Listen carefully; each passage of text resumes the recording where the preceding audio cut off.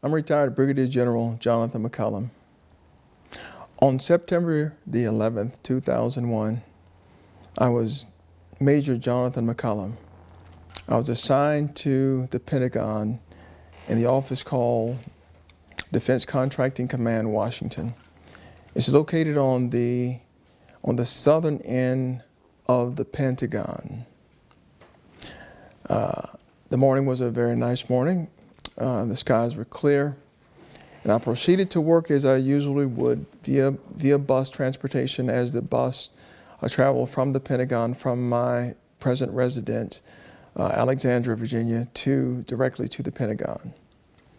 While in the Pentagon, the day was calm. As we proceeded to the office, the monitors were on to keep us informed of the things and the events that were going on outside the Pentagon.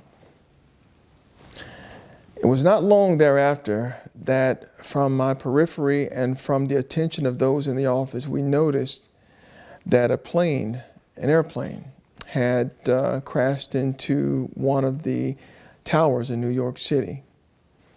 And we looked at it as though, and we thought it was maybe a small plane. We could not determine, or neither could we tell whether or not it was of notoriety.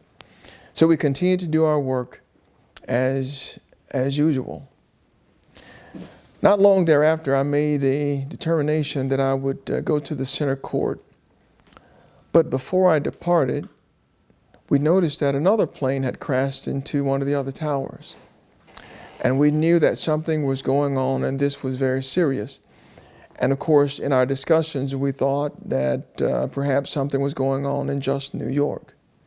So I decided to go to the center court, and as we know, the Pentagon has multiple levels inside out, perhaps 6 levels.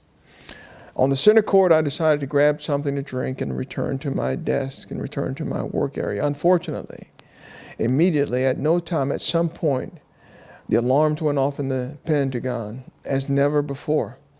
I'd never experienced that, and neither did others around me. We were alarmed as security guards began to yell at us to run, to leave, to get out of the Pentagon.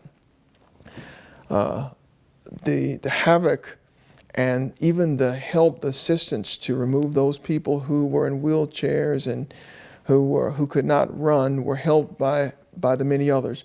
But there were doors open that I'd never seen open before. So we rushed as we were instructed to move out of the Pentagon. And soon after leaving the Pentagon, one could walk outside, and as I looked to the right, we could see a small plume of smoke. We did not know at that point, but the Pentagon had been attacked. The actual plane flew entered from the southeastern side of the Pentagon, and the plume of smoke continued to rise. We were left standing inside the ground wondering if we were going back into the Pentagon, but it wasn't long thereafter that the plumes grew darker, and we knew that something serious had taken place.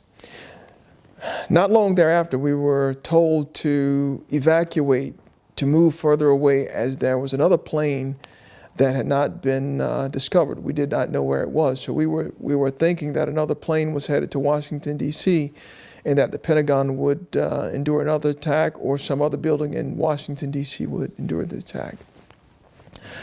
So we stayed in the field, and it was long, and not long thereafter, the sky really grew black. Communication ceased. We could not use our cell phones. People were scattered abroad, just watching. Multiple police, multiple fire stations showed up, or fire trucks showed up. And we could see that the Pentagon was on fire. And we could see that the damage was great. Not long after we learned that a 7 Series plane had purposely crashed into the Pentagon. As we stood watching and stood gazing, many of us making an attempt to try to return to see what we could do to help, unfortunately or fortunately, met by those asking us to stay away from the Pentagon as we watched in aghast, watching horror as the Pentagon was under attack. It was unbelievable. We could not believe what we were witnessing. The day grew long, and the Pentagon continued to burn. But soon the smoldering, as the fire was put out, and the smoldering, the smoke rising slowly, as we could make our way eventually at a distance, we could see a very, very large gaping hole, charred gaping hole into the Pentagon exterior. We learned that the plane had actually managed to destroy two wings or to proceed through two external buildings of the Pentagon. There were two of us from my church whom people I did not know were frantically looking for us, and I didn't know family was looking for us because we didn't have a phone. But it wasn't long thereafter, later in that evening, that I finally was able to communicate, and members of the church and family and friends were calling, and I responded, and they were relieved that I was okay.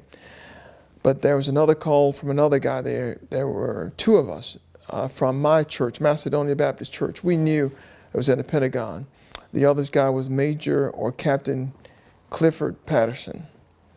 And they told me where his motorcycle was parked, so I went to see if his motorcycle was there without getting too close to the Pentagon, and his motorcycle was present. Soon, the people from the church and his wife, Captain Tabitha Patterson, was worried and concerned that he had not called or nothing happened, but they thought he would show up later. By midnight, everybody was deeply concerned that Cliff had not returned the phone call. Neither did I have any information about him, and that his motorcycle was still present. It's now day 2, and Captain Patterson's bike is still at the Pentagon in its same parking space. We could not enter the Pentagon, and I went to the Pentagon, just to the parking, just to check again, and yes, his motorcycle was still present. It is now day 3, and we are now left with the reality that something serious has happened to Captain Patterson.